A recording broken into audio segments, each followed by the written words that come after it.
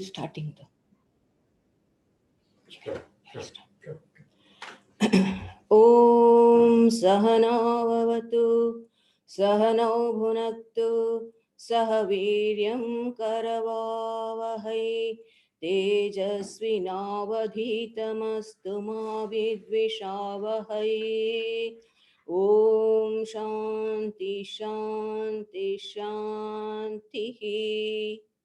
Om, may Brahman protect us both. May Brahman nourish us, bestowing upon us both the fruits of knowledge. May we be both obtain the energy to acquire knowledge. May what we both study reveal the truth. May we cherish no ill feeling towards each other. Om, peace, peace, peace. Om Paramatmane Namaha. Om Namo Bhagavate Vairasvataya Mrityave Brahma Vidyacharya Nachiketa Secha. Om, salutations to God of Death, the Blessed One, the son of Vivasvat, the teacher of Brahma Vidya, that is the science of God, as also to Nachiketa. In our last study, we saw Emma expounding the nature of Atman, the true self. And with proper means, one can realize this reality. Now, in this chapter, Yama explains that means through a journey and employs a beautiful chariot imagery.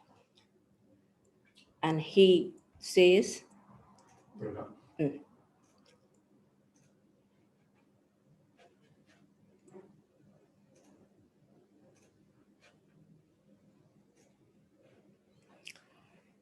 Atmanam rathinam vidhi, shariram rathamevatu, buddhim tu sarathim vidhi, manah pragrahamevacha.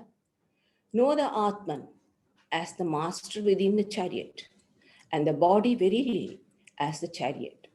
Know the buddhi, the intelligence, as the charioteer,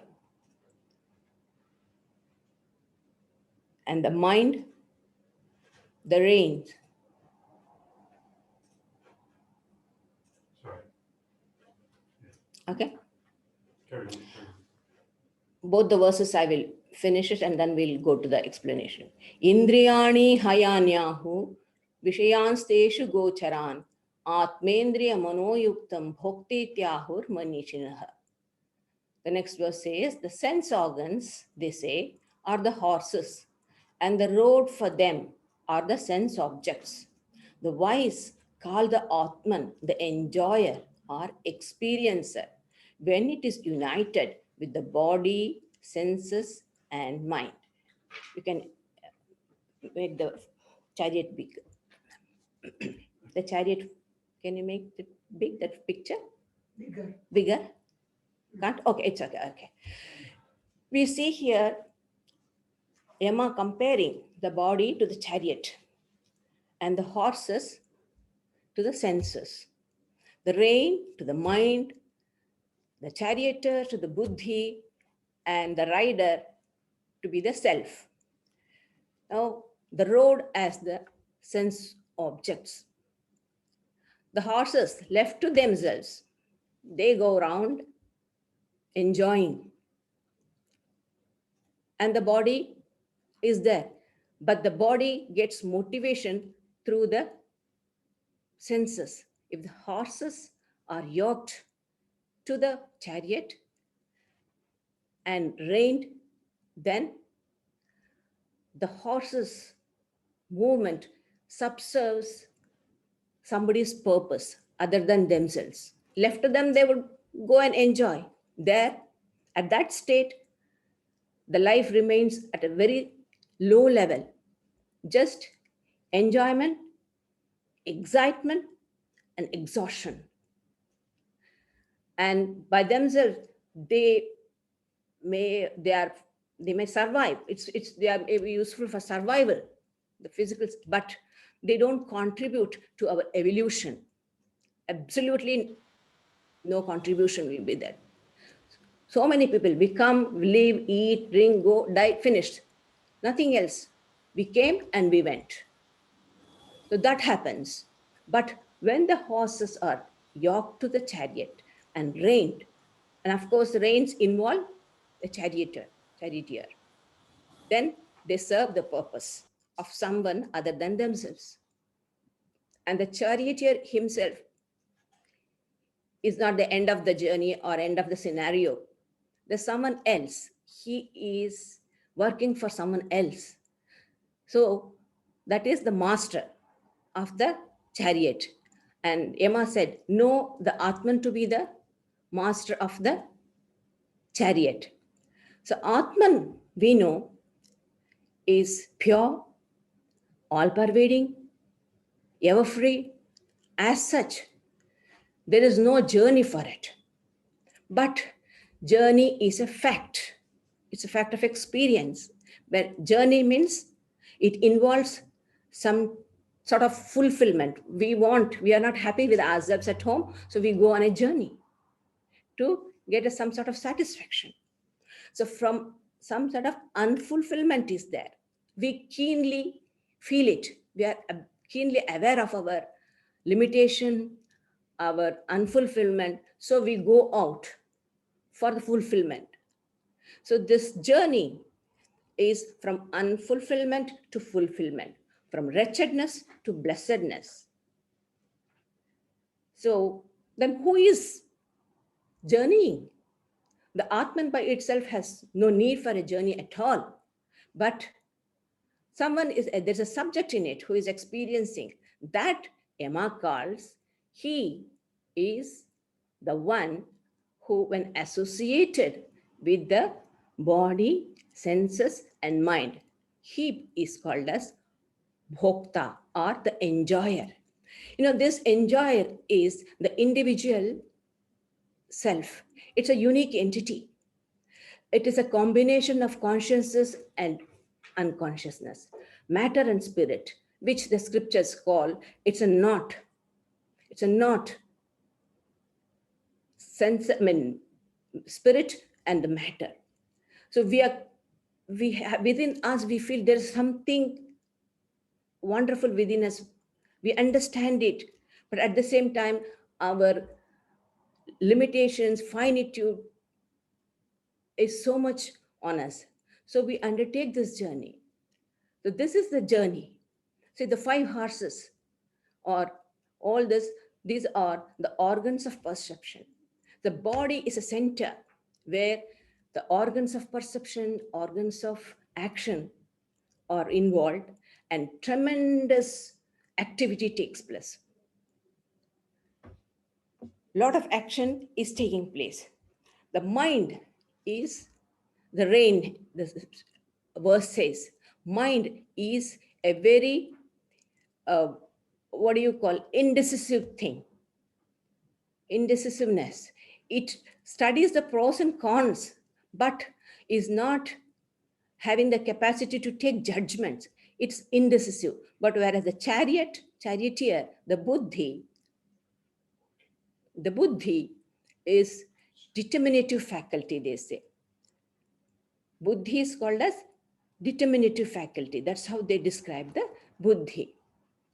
And now, if the charioteer is endowed with right understanding, if the charioteer is devoid of understanding and his mind is not controlled or disciplined, then his senses will be like the horses, which are not at all controlled, which are not disciplined. Each one will go in each direction. Look at those horses going each direction. So it will not be our journey. It will end up as our horse journey. And we will be the victim of a great disaster. But if the charioteer is endowed with right understanding, even Buddha calls among the 8 Ashtangama yoga, Buddha says the 8 path, right understanding is one of it. So when that intelligence or buddhi is endowed with right understanding and has the reins firm, that is, the mind is alert and disciplined, then the horses also disciplined, and the person who has undertaken the journey will reach the destination. The third verse says, Vijnana Sarathiyastu. Yeah. Vijnana Sarathiyastu Manah Pragrahavanaraha Sodhanma Param Apnoti Tad Vishno Paramam Padam. They who have Vijnana, that is buddhi or the reason, the right understanding. Vijnana means right understanding. For the reins, the charioteer, and the disciplined manas are the mind as the disciplined reins, they verily attain the end of the journey. That is the supreme state of universality. You see, for a journey, how many things are involved? This journey takes place where? In the world of sound, taste, sight, touch, smell, all these are the organs. This is the road where these horses going. But it's not an outward journey. It's a journey of spiritual journey involving inward penetration. And we are trying to reach the deep within of the things. And for this journey, all the components such as the horses, the reins, the charioteer, the chariot, and the master, all this have their own part to play in this journey. In the same way, in the journey of life, successful, for our journey to be successful, all this contribution, there are so many components. The human body is called as an aggregate, a sanghata aggregate of so many components, such as the senses, the body, the mind, the intellect, and the experiencer. All these have their role to play in it. But the main thing is about the buddhi, the intellect. The intellect has to come forward and take the responsibility, the control of the horses. The control should come through from the horses through the mind, the intellect. The buddhi will not directly go to the intellect because there is the rein. The rein also must be very strong. If it is a very weak and just with one pull, if the reins snap off, then the buddhi will not have control over the horses. The charioteer won't have control over the horses. So in the same way, if the mind is not strong willpower, strong mind, if it is not there, the hard journey, this is a very tough journey, it cannot be undertaken. So the buddhi has to take the responsibility, control over the whole thing, and guided by the master, for the satisfaction of the master, he has to ride. Then we will reach the destination. What happens is, for this, the mind and the buddhi has to be trained in their true form. That is what involves, this is the education. Purifying the intelligence, purifying the buddhi is, purifying the buddhi and intellect means what? Before we had any idea of undertaking the journey, the buddhi, the mind, the horses, they were having their own way. So whatever they want, they do. But now we have fixed the priority of life. We are undertaking a journey. It's an inward journey. So what we do, the mind and the buddhi are turned towards the self. This is the prayer we always pray. May our intelligence be turned towards you. The Gayatri mantra is famous. Gayatri mantra is prayer for the intuition, for the buddhi to go towards the Atman. Now the buddhi, the mind, everything is acting as a tail end of the senses. Now they turn towards the Atman. This is the thing. This is the training. This is the education that we had to go through. This journey is an excellent training and education for us to assert our divinity, to reconquer. In the scriptures, they say, Swarat, it's my birthright. Divinity is our birthright. This is our true nature. So we turn, as now the buddhi and the intellect were serving the world. But now we are turning it towards the Atman. This is called as the purity. What happens when the buddhi is turned towards the Atman? When the mind is pure and the buddhi is pure, it just reflects the pure light of the self. The awareness, it just penetrates through this. And the mind, the buddhi gets tremendous strength to penetrate into the deep of the things. It can just break the crust of the name and form and peep into the reality of things. And it's like a laser beam. It goes deep and understands. And sound judgment, that's more important. And these have a wonderful impact, a great impact on our whole life.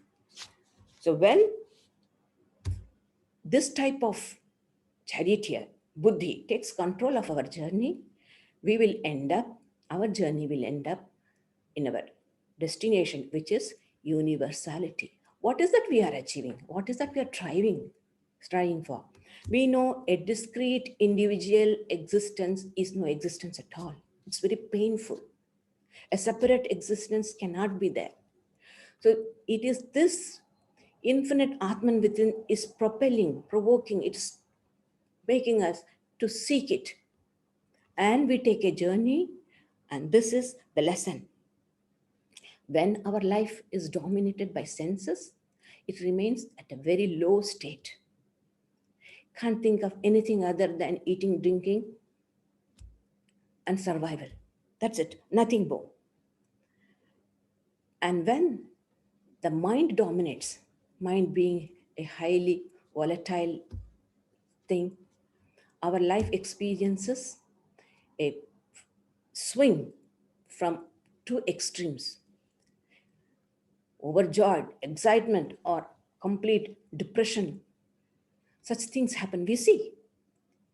And when our life is dominated by buddhi, then there is a steady rise in our ethical and moral understanding. We become more ethical, moral, and ultimately this charioteer, this buddhi will take us to the universality. That is the meaning of this chariot imagery. We reach that universal dimension of our personality, the all-pervading Brahman. And Shankara comments, he, the wise one, attains the supreme, that is excellent, or high state of all-pervading Brahman, the reality in all, which as the supreme self is a supreme self. So now, this study needs a penetration. So the next two verse deals with this. How the psychophysical organism is made. The next verse, Indriyani. It says, Indriyani paranyahu vishayans, Indriyani, Indriyebhya parahyartha, arthebhyashta param manaha, manasastu para buddhiratma mahan paraha. The sense objects are higher than the sense organs. The manas is higher than the objects. The buddhi is higher than the manas. The mahan atma, the great self, is higher than the buddhi. Mahata parama vyaktam avyaktat purusha paraha. Purusha na param kinchit sa kashtha sa paragatihi. The avyakta, undifferentiated nature, is higher than the mahat, mahanatma. The purusha, the infinite self, is higher than the avyakta. There's nothing higher than the purusha. That is the final and that is the supreme goal. A lot of things are involved. Now, in order to, before we understand this, a bit of a rudimentary understanding of our cosmology is important. I'll try to explain to you as simple as possible. See here, is the cosmology of creation according to Katha Upanishad. It's actually Advaitic, but little bit of differences there. This cosmology belongs to the Sankhya philosophy, and all the schools of the Vedanta have accepted this, with little bit of variation according to suit their own school. Here is Brahman, the pure consciousness, all-pervading, infinite, non-dual consciousness, the pure awareness. And here is Maya. Now, it might look like two different things. It is for the sake of explanation, this has been made. It's not duality or anything. Maya is something one, Brahman is something. It's not duality. But just for the sake of explanation, we have put the Maya as separately. So what's Maya? Very, in a simple way, I'll try to tell you. Maya, according to Shankara, is an indefinable thing, something you cannot define. It's whether it's being or non-being, whether it's real or unreal, we cannot define it. It's such a tricky thing. We think it's real because it's a matter of experience. It's a simple statement of fact, what Swamiji says. But when we analyze it, at the ultimate, it doesn't exist. It's the nature of falseness. It is the nature of Atman. It just cannot stand the test of truth. When we analyze it, it's not there. But in experience, it's always there. So that's why it is said, whether it is real or unreal, it's indefinable. And it is endowed with the three forces which we are very familiar with, Sattva, Rajas, Tamas, three gunas, what we say. It is endowed with that.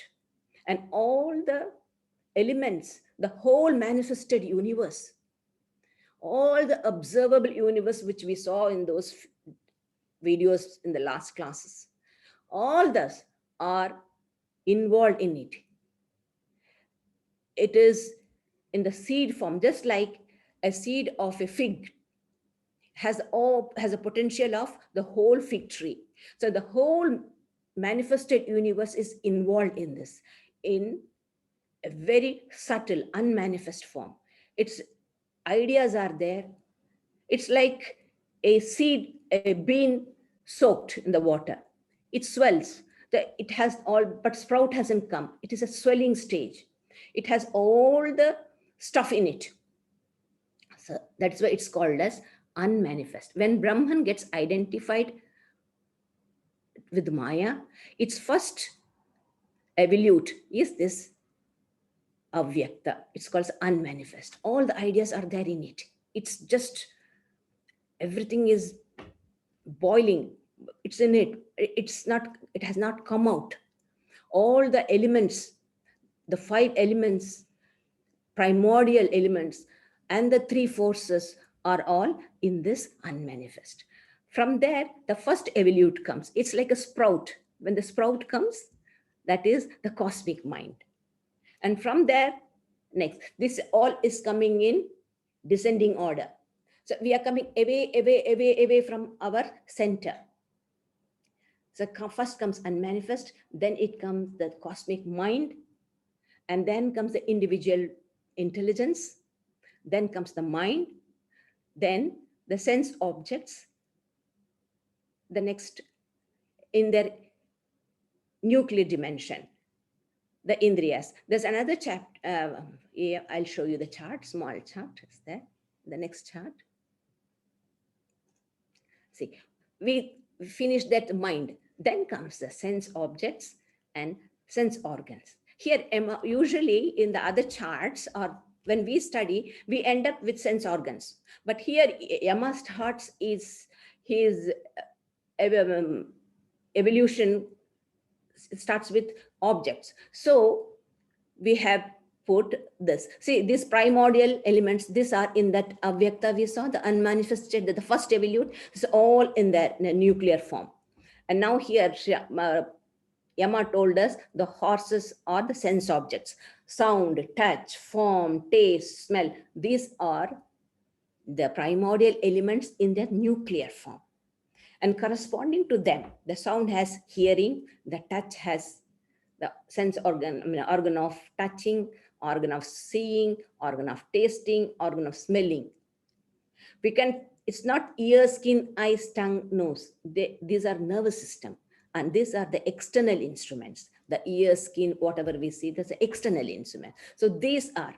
So when Yama said the horses, these are the objects and these are the sense organs.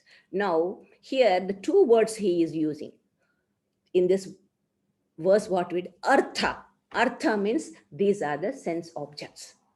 He says sense objects are greater than sense organs. How can it be? Sense organs are with us and the sense objects are out. Here, Yama is not meaning the gross sense object. He means this nuclear dimension. So the sense organs are made out of sense objects. You know, if the sense organs are not there, who is going to recognize the sense objects? If there is no hearing sense at all, who is going to hear the sound? So the sense objects create the sense organs so they may be identified, they may be comprehended, they might be recognized. See how it works out? So the sense objects are, and another word we used in the Sanskrit, a bit of Sanskrit, I have to explain to you, para. That's the word. Indriyebhya para artha, we said. So artha means the sense objects, and para, we are going to use this para again and again. That's why I'm telling you. Para means higher or beyond. Higher is a better word to use. Higher than the sense organs or sense object, he said. Okay. The next comes, back to the chart. So higher than the sense organs, objects are the mind. So this is, now we are going in an ascending order. We descended from our highest consciousness due to our identification with the Maya. All this came, this whole Maya and all these things, that Maya is the cause and these are all the effect. The whole world is the effect. That is the cause, this is the effect. So in order to go back, we have to take an ascending order. When we mean evolution or highly evolved purpose or person, we say a highly evolved person. That the person means what? The person is not a gross person involving day and night, indulging in the senses. He has got a refinedness. So we say he's an evolved person. How can there be evolution without an involution? Swamiji says, evolution presupposes involution. What is involved alone can evolve. And the evolution is not in spirit. Brahman is not going to become pure. Atman is not going to become pure. Atman is already pure. It is always pure. But the evolution is in the nature. The nature evolves, the spirit manifests. And Swamiji gives a beautiful example. He says, supposing there is a curtain in between you and me, and I'm here, and there's a curtain here, and you're over there. You can't see me, but I know that you are there. But if there is a small hole, I can see just a few faces, very hazy faces. But if the hole becomes a little bit big, I can see some faces. And as the hole becomes bigger and bigger, more of the faces is manifested. When the curtain completely falls, completely, you see me, I see you. There is no subject-object differences. It's one complete ocean of awareness. This is he said, Tadvishno Paramam Padam, universality. This is what? So in order to get that, we are trying to evolve, try to climb in an ascending order. We push back the indriyas, the organs, sense organs, the sense objects, and then we reach the mind, and slowly we overcome this erratic movements of the mind, and then we become more steady as we progress in our spiritual life. Then once we get the control over the buddhi, when we are rather established in buddhi, that's all. The further thing, as a matter of course, the evolution takes place. We don't have to go work very hard from buddhi. The buddhi, if it is pure, it will straight go into mahat, and mahat will go into avyakta. That is the place where we realize the personal aspect of God. And with the emergence of personal aspect of God, we reach the infinity. So in an ascending order, we are climbing. And ultimately, we reach. That is what is meant by these two verses. Next verse. Just a minute. Can I go back, please? Sure. Yes. Yeah. No. The blue one. So we go from the sense organs. We came to sense objects. From sense objects, we came to mind. Mind to buddhi, he says, and buddhi too. We came to the cosmic mind, because the buddhi is an individual mind. She has a buddhi, I have a buddhi, he has a buddhi, all of us have a buddhi, and these buddhis are part of that infinite cosmic mind. And then that merges in that. And the ultimate, all these are cause and effect chain. This is the chain of cause and effect. The cause and effect determinism is from the sense organs to the Maya. The ultimate cause is avyakta. And I'm saying, I don't mind, I'm not saying Brahman, because Brahman is the absolute last cause, the causeless cause. So that's why he says here, Purusha, that is the Purusha. Purusha na param kinchit. There's nothing higher than the Purusha. Sa kashtha sa paragatihi. That's the ultimate, nothing more than. If you keep on doing, then you should have someone else other than that. So this keeps going on. So this must be an end. That's the end. You reach, there's no more journey. You're satisfied. Sri Ramakrishna says, you take a person wants to see the king. So we take him, you cannot you see the king at the outer door. So like that, understanding of Brahmanas is not given to the sense organs. So as we go on, we go into deeper, at every door, there's a very, very posh, well-dressed person is standing at the door. And the stranger who is going with, who has not seen the king at all, wants to see, is he the king or no? So we go further. And then there's another door. And there's another person sitting. Is he the king or no? Further. So as he, and when he goes ultimately to the king, the man will not ask. There all doubts are cleared. The grandeur, the glory, the greatness itself shows complete satisfaction, no more. So he will not ask, is this the king? It's a fact. It becomes so obvious. And we become silent. So that is the Brahman. We're going, reaching there. We are completely satisfied. Nothing more is there to gain. So that type of an joy and understanding, a feeling we get. There our journey ends. The next one. So if this is a journey, is the journey somewhere outside? Is this Atman to be sought somewhere outside? Because if we are to get, if it is out there, then there's every chance of losing it. So Yama makes it clear to us. Yesha sarveshu bhuteshu ghudo atma na prakashate drishyate tvagraya buddhya sukshmaya sukshmadarshibihi. This Atman, this being hidden in all beings, is hidden in all beings, is not manifest to all, but it can be realized by all who are accustomed to inquire into subtle truths by means of the sharp and subtle reason.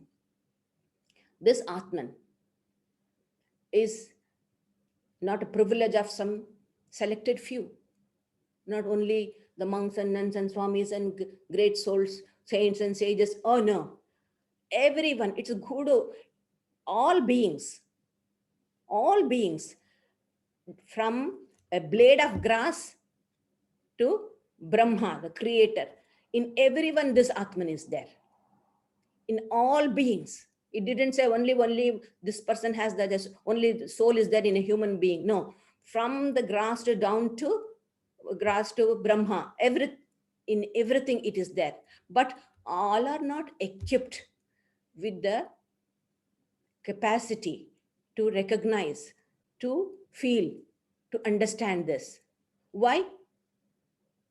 Because their minds and buddhi are not cultured, not refined. Refinement is not there. Constantly, if one person is indulging day and night in the senses, how can that intellect understand something finer things? Even it cannot understand the beauty of a poetry, let alone the philosophy or anything. So we need to train the buddhi, the mind, in understanding. It's a very hard task. It's a very tough job, but not that it cannot be done. It can be done. Slowly, the mind gets taste for higher things. Taste for higher things. At the beginning, it will be very dry. Oh, what is the art? But once you start understanding again and again, reading, thinking, pondering, then you will get fascinated with this philosophy. It fascinates us. Then we take deep look into it, we study, and then we put our effort to understand. The second hand knowledge, what we get through the books, we try to apply in our day-to-day life and make it first hand knowledge, immediate experience. We try. This is the way of evolution. And this Atman, it is not understood by ordinary minds. It's not given to everybody to understand this, he said. But who understands it? They who have sharpened their buddhi, sharp and subtle intelligence is what is required. And Shankara says, when Shankaracharya, he's writing this commentary, he almost goes into ecstasy. He says, it's amazing. Huh? Every living being is in reality the supreme Brahman. But in spite of man's being so instructed, see how many saints and sages and incarnations, teachers have been telling us again and again, you are not what you seem to be, seem to look at, what you think you to be. No, you are something beyond. You are something wonderful. You are something great is there within you. This they have been telling us. We have been instructed so much. Yet, he does not grasp the truth that he is the Supreme Self. That is the tragedy. That is the irony of our understanding. And on the contrary, without any instruction whatsoever, he says to himself, why? I am the son of such and such a person. And mistakes for Atman, the aggregate of the body, the senses, the mind, which is really non-self. There are objects. See, subject is that which can never be known. The subject, the Atman, can never be known because it's the eternal knower, it's the eternal subject. Anything known is an object. We know our body, we see it, we sense our mind, we sense our intellect, even we feel our ego. So none of this is a self. These are all not self. But we take the Atman for this. That is the irony. It's the not self, perceived like any other object. Alas, he is so surprised. How deep, unfathomable, and inscrutable is this divine Maya? In the Bhagavad Gita, Sri Krishna says, veiled by Maya, born of the Trigunas, I am not revealed to all. So such is the tragedy, human tragedy. So the Upanishads exhorts us he gives a clarion call to us. Uttishtata. Verse 13, he says,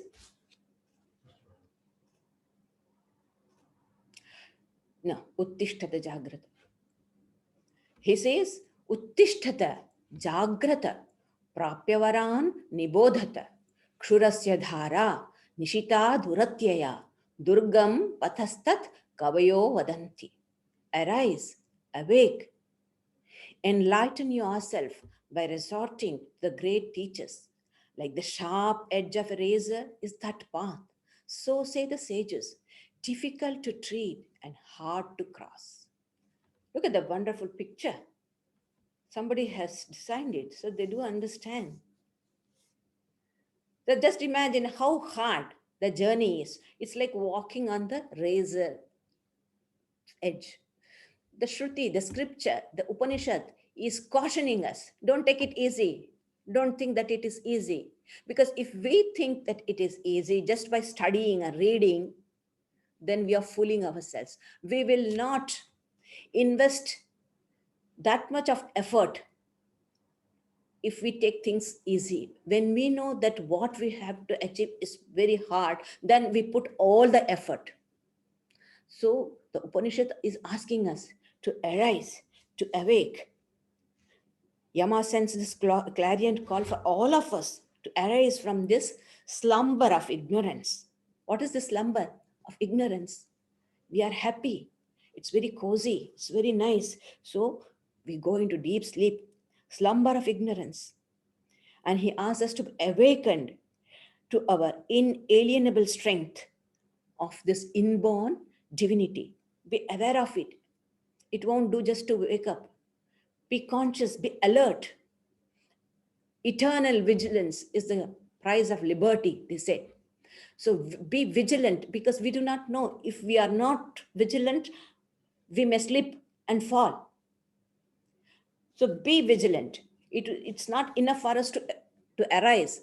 Awake, be vigilant, and have the humility to approach the teachers.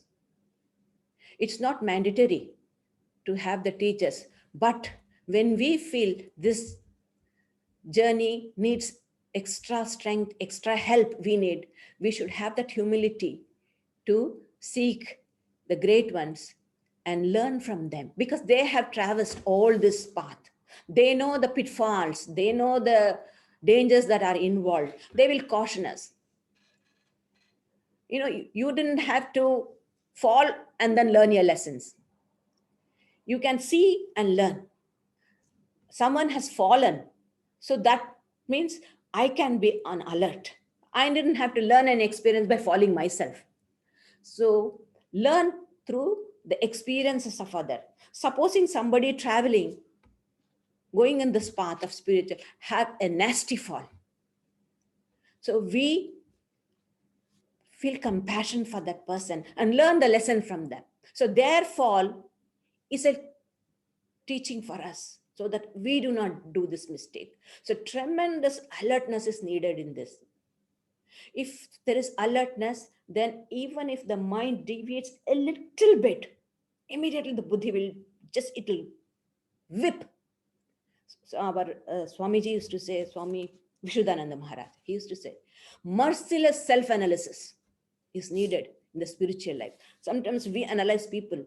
We are very particular. Why this person did this, like, why didn't he do that? But when it comes to ourselves, we are quite soft. No, we should be very hard on ourselves, analyze, because give little bit liberty for the mind, it will take away. So constant alertness is needed. That is why the Upanishad is again and again making us, it's not frightening us. This is a fact. You should understand what it involves, what it is. If we do not know that, we will be making fool of ourselves. We won't be reaching. Tremendous alertness, awake, and intelligence is needed. This is what is meant by Shankara says. Let me read the commentary of Shankara a little bit.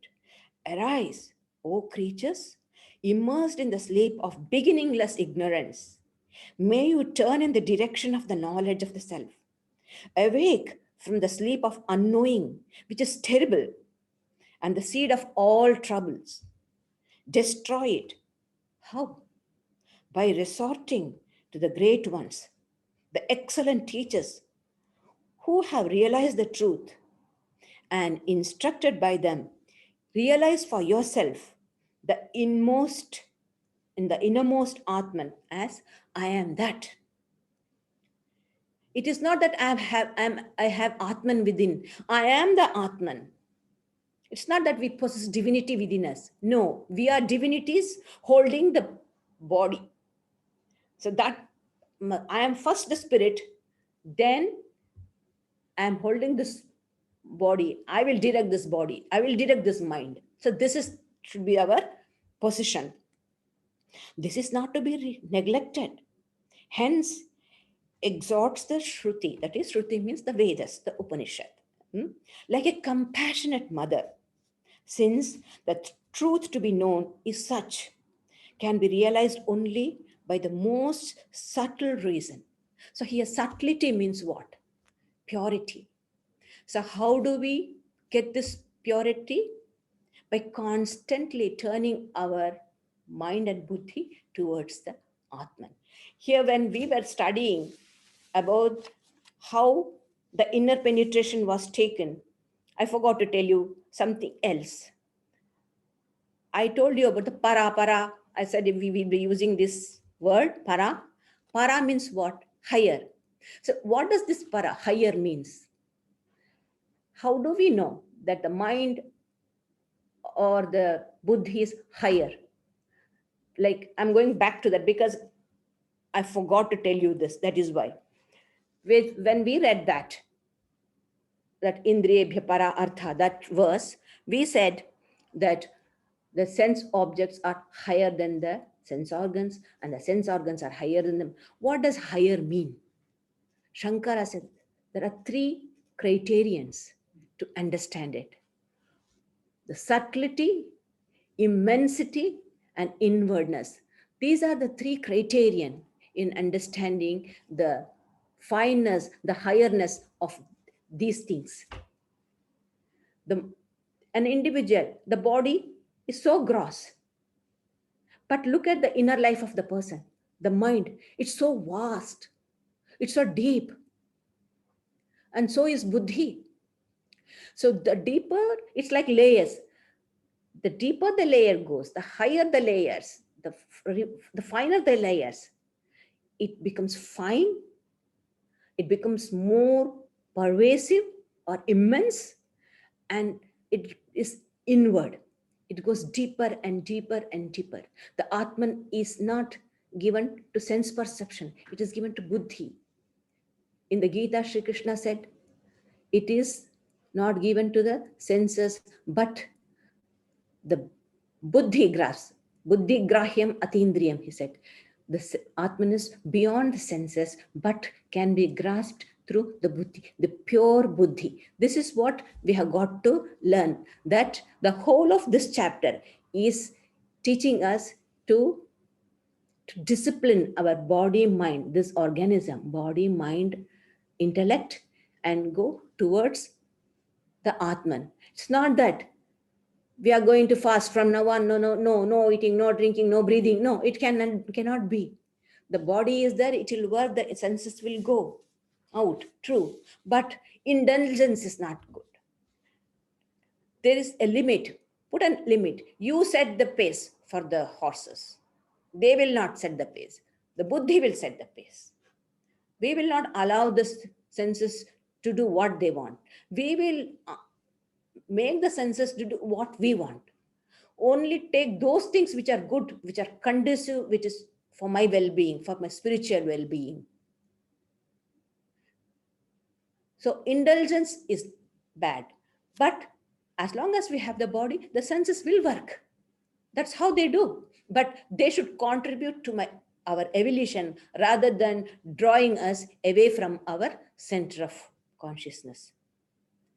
This is what we learn from this Upanishads, that this is the whole human personality. It's endowed with all these things, the sense organs, sense objects, mind. Oh, look at this, how many things are involved in it. And from there, from the pure consciousness, from that state, we have descended and descended ultimately to brick and stone, because as pure consciousness, he pervades all the organic, inorganic, everything. So in the Gospel of Sri Ramakrishna, we have a wonderful, funny incident. There was a doctor who was the physician of Sri Ramakrishna. He was an atheist, like, never believed anything. So the recorder of the gospel aim, you would say, doctor is going to start again from the brick and stone, because he has no idea of the Atman or the consciousness. He has become so much gross that he has to start his evolution from the brick and stone. So everybody would laugh. That's what ultimately happens. If we become outgoing and outgoing and outgoing always, if we make the sense enjoyment the criterion of our life, then we will stoop down from our evolutionary lane. So this is what happens. So for this, we take a ascending step by negating, denying, not giving much importance. Here, what it means is draw the attention of the sense organs to the mind. So that's what is important. The importance has to be given to the mind and the intellect. The intellect should be fed with good ideas, noble ideas, penetrating, elevating thoughts. Then the mind and the buddhi start taking taste for higher things.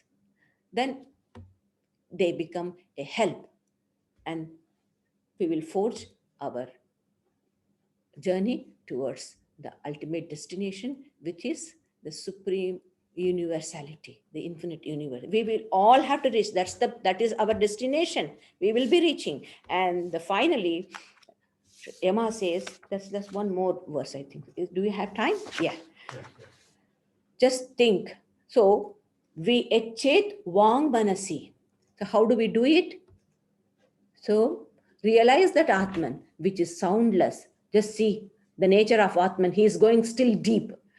The Atman is soundless, touchless, formless. Similarly, without taste, without smell. Then imperishable. See, these are all negative way of, because you cannot point out and say if the negative aspect in a negative language, which he is using it. That means none of the senses can understand. Senses can, and these are all the attributes of matter. And only senses can understand the language of matter. But Atman is totally different from it. So naturally, it is soundless, tasteless, formless. The senses can never understand them. And so also beginningless. Beginningless means causeless. There's no and endless. That is, it's infinite, beyond Mahat. Beyond all that we read about that Avyakta and the cosmic mind, and they are also, all those come within the determinism of cause and effect. But whereas Atman is beyond cause and effect, beyond time, space, and causality. It is one infinite, non-dual, one without the second. So one implies duality. So complete denial of duality, one without the second. That is the true nature of yours and mine. And this is what the Upanishad said. You have to realize this. This is a chance for us. We have got this wonderful human body, which nature has evolved. We have got many other things other than what the other creatures have. We have got this cerebral system, the capacity to remember, imagine, reason. So all this instrument we need to use and forge our way towards our destination, which is infinity or universality. That is what is meant. So having known that, we will overcome death. No more. We will not fall into the trap of causality. So relativity, we just pick it out. We just pick and throw it. No more. We will not allow anything to react, to have an impact on us. So such a person will be freed, liberated from the jaws of death. No more embodiment. We have built many mansions. Every incarnation, every birth is a mansion. We have enjoyed enough. Now this is our time. now or never. So we put all our energy, we will invest all the energies which are there with us, which is given to us, and we will try to reach our destination. And then, but it is very subtle and difficult, but it is not unknowable. We can know it. And finally, the Upanishad, the chapter ends by saying the greatness of this knowledge. I am blessed because I'm talking to you about this. I heard from blessed people, the great ones, our Matajis, the Swamis, they all taught us this. So I felt myself blessed. And I am blessed to teach you, and you are blessed by hearing me. One who expounds this knowledge and one who hears with faith, both are blessed. And this knowledge, this has to knowledge, or this discourses, they say, has to be given or can be discussed when like-minded peoples gather together, or when there is a tragedy at home, when we lose our loved ones, then we recite and think, read all this, because that will make us understand that our loved ones are safe. Because we understand the impermanence of the world when we lose someone dear to us. So they say when the iron is hot, then we have to hit it to get the proper shape. So when the mind is ready, when the mind is able to understand, when we lose someone very near and dear, then we question, we ask the credentials. Is that all? Nothing else? Is there nothing else? This person was with me. I spent all my life, and he or she is no more. Then what all it means? What? So we ask existential questions at that time, and this will pave way for us for further journey. With this, we end this third chapter.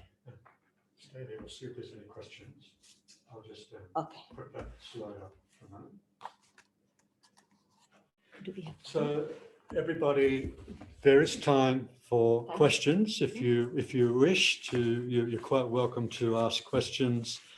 Of course, please remember to unmute yourself, but we'll just give you a moment and we'll see if there are any questions.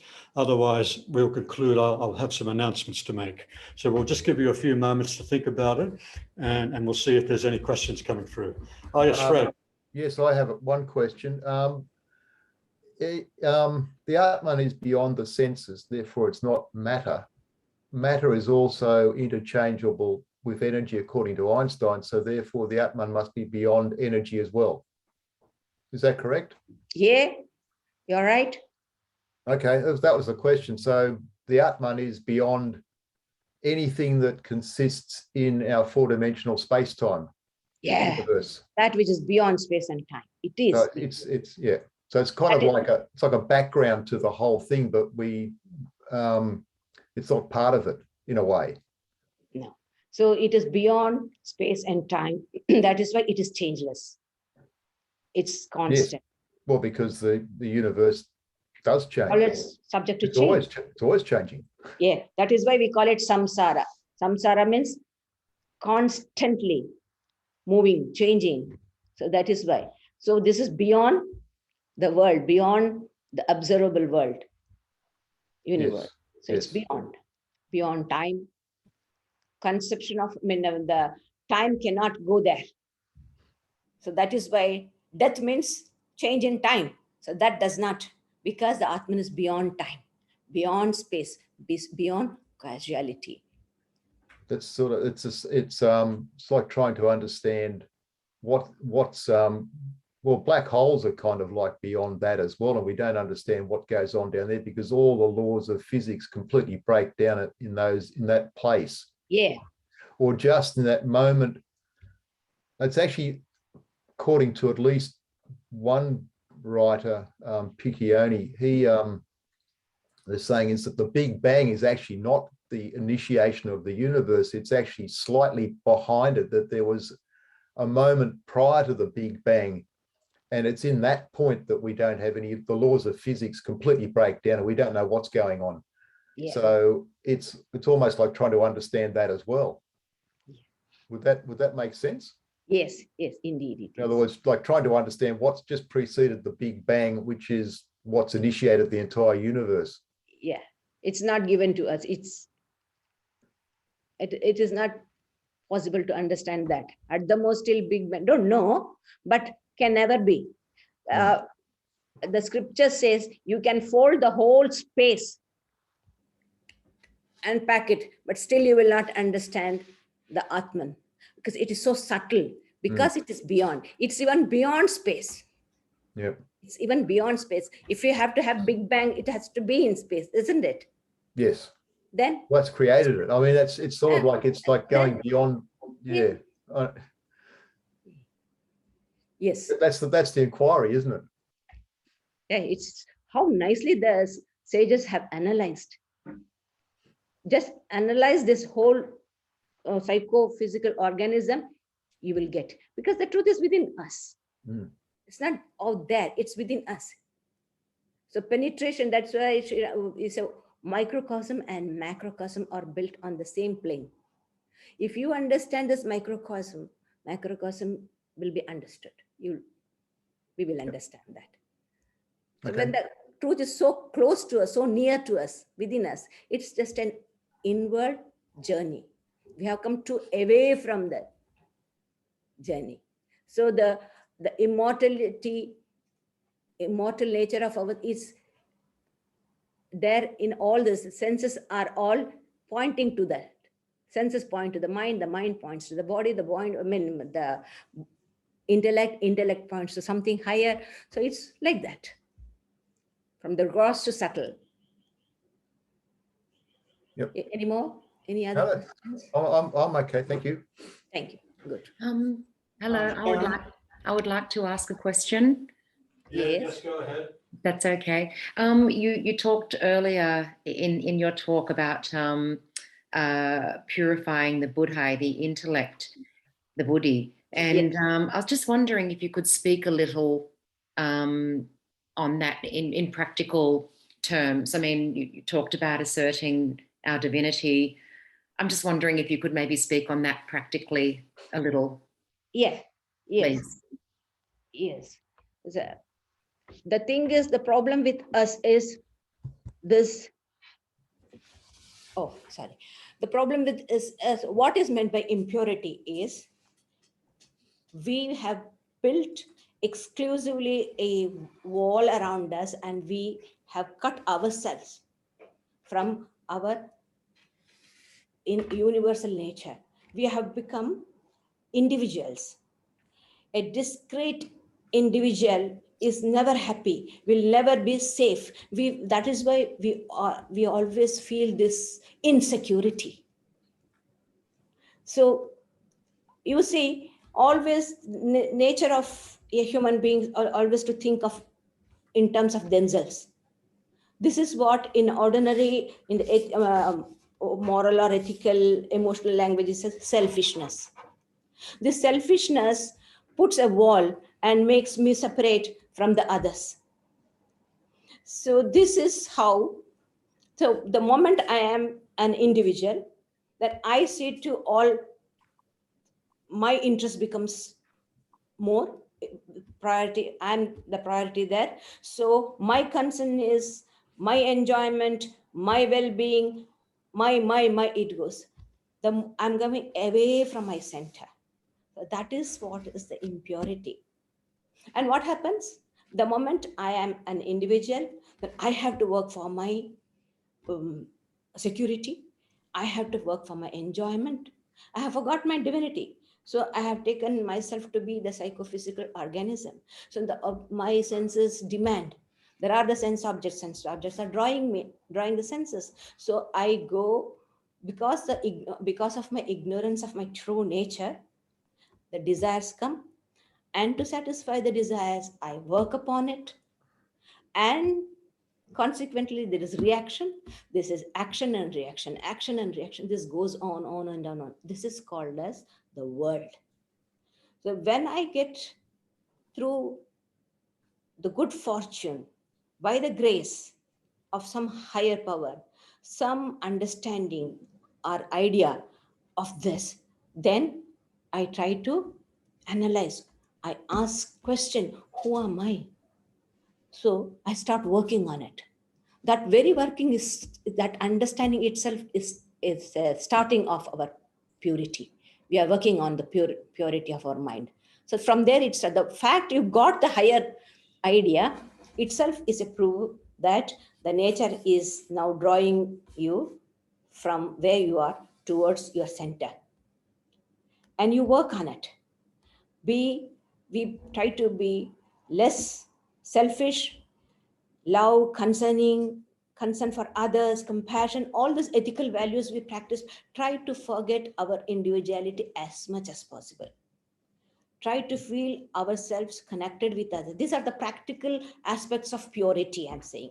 This in Sanskrit, what we call is chitta shuddhi, purity of the mind, purity of the intellect. This we try to reduce as much as possible our individual importance and try to think in collective way. This is the basis of all morality in the world. We don't understand from where it comes, but the Atman is the basis for all the moralities. When Christ said that I and my neighbor are one, what did he mean? This superficial difference that between my neighbor is different and I is, it's as if there is a difference, but in reality my neighbor is me. So injuring my neighbor is injuring myself, loving my neighbor is loving myself, because I am alone reflected in every being. As the supreme self, it's I who am there in everything, but because of my ignorance, I think that I'm an individual, and that creates all the mischief. So the more we go, the more we reduce ourselves. This practical application for this purity takes 4 forms. One, we analyze. You know what we said this when I gave the example of the charioteer, the master of the chariot. That is the one who identifies himself with the body, mind, intellect. I said he is Yes. the enjoyer. He is this individual.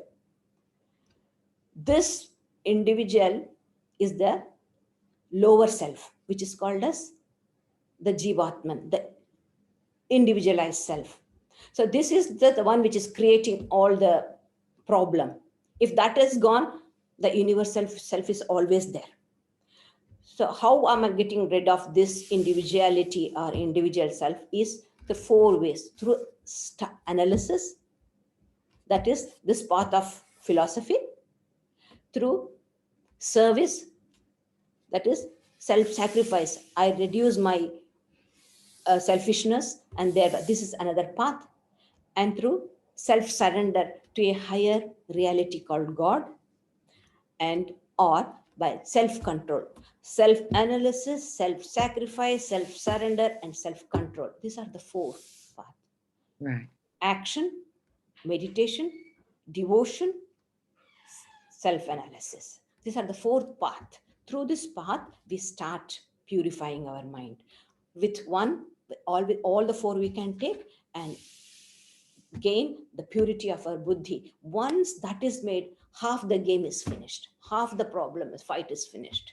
Because that very pure intelligence will show me further. I don't have to worry about it. I don't have to go how to merge myself in the universal mind and all. I do not have to bother.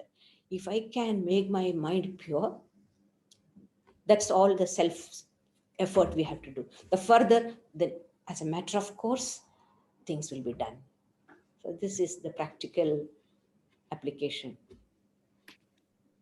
Thank you very much. Okay. Thanks for the question. Yes, thank you. And meditation is very important. Meditation is very important. Hi, Mataji. I had a quick question. Why do we have Maya from the whole God's perspective? It could sound funny, but why do we have this whole Maya of good or bad, or having the light and dark? What's the intention of the God, or the intention of the infinity? Yeah. I wonder, why on earth did this Brahman identify himself with Maya? It's like asking, why did this universe come into existence? Why is all this play? But as long as I am within this prison wall of the space, time, causation, or Maya, I will never get this answer for this. I will never get the answer for it. The scriptures say, I might use some big words and fill up the gaps, but that will not solve. We cannot form a logical question. Then it's saying, why do I exist? It's like asking, why do I exist? Yep. It's like asking, why do I exist? But whether I ask or not, whether I get that answer or not, it's a fact. And so my concern is, how do I get out of it? This is what Buddha said. You remember the Buddha said, there is sorrow. And he gives a very beautiful example. Say you are shot by an arrow and almost you are panting for your life. And somebody comes and tries to help you by removing the arrow. And you say, wait, stop. Who shot this arrow? From which distance he shot? What's the type of metal used for this arrow? All this. By the time you get all this answer, you are gone. The person is gone. So it's like this. So our concern is we get rid of this Maya. And then when we reach to our own universality, we see there was never Maya. There was not at all Maya. There was no Maya at all. All was there only me. And I do not know. Swami Vivekananda, in his paper on Hinduism, he says, I do not know how this universe, the infinite self, thought itself to be as matter and its behavior.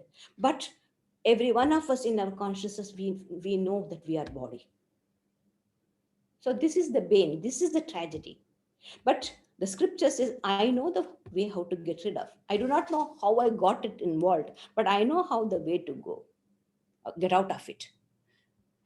So the wise thing is, that's why Sri Ramakrishna, in his very homely way, he used to say, you go to an orchard and the orchard is full of ripe fruits.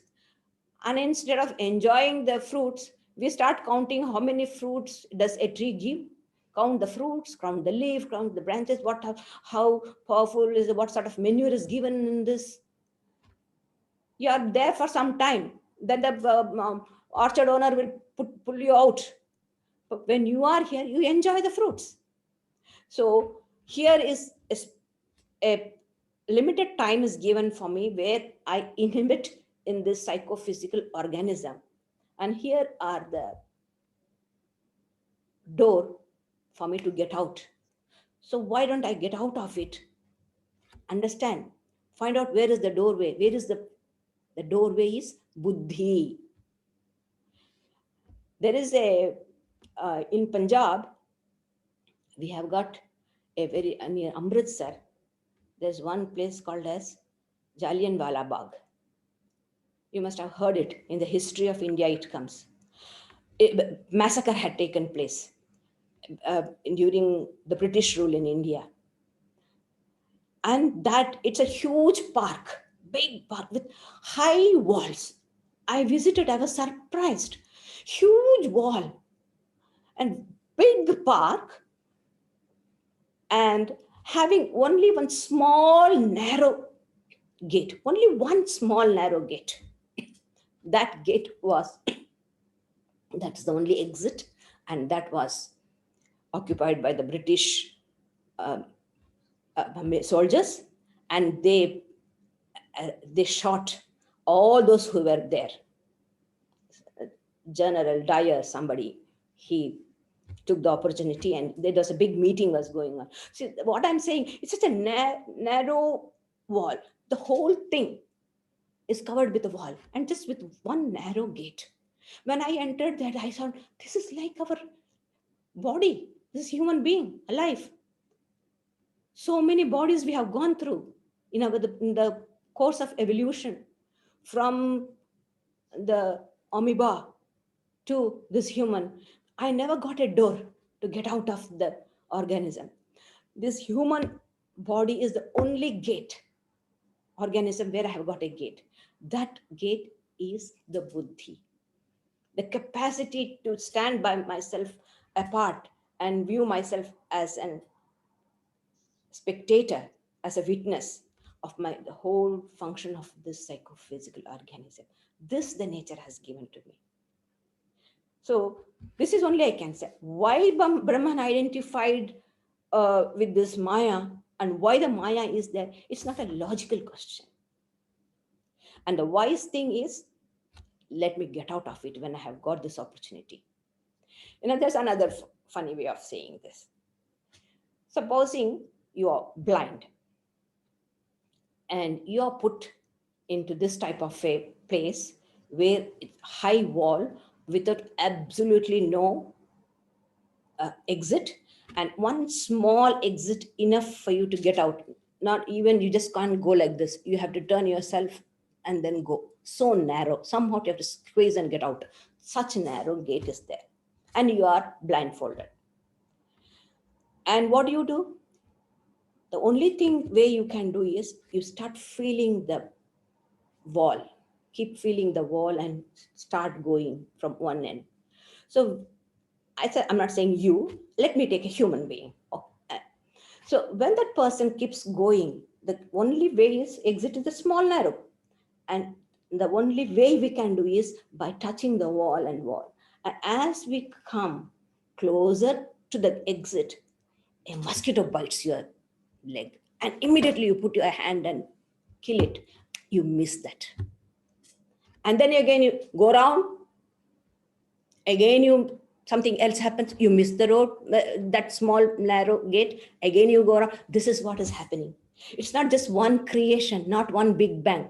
These big bangs have happened many times. Many times I and you have come here like this, discussed.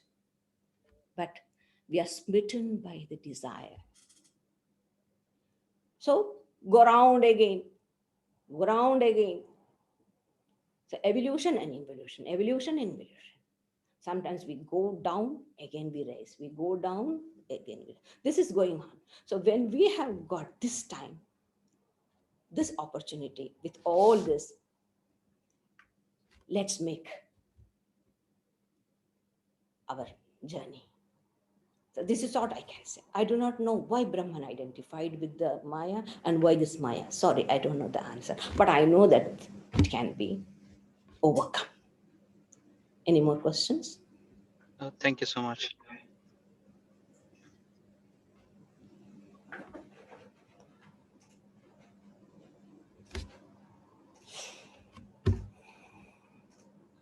All right. That's okay. So thank you. Thanks everybody for attending. And we have recorded this talk. It will be uploaded to the Vedanta Society of New South Wales YouTube channel by tomorrow, definitely. And as you're seeing on the screen there, we're now halfway through this series of monthly talks on the Katha Upanishad. Next one will be on the 8th of August, the art and power introspection. We're going into the next chapter of the Katha Upanishad.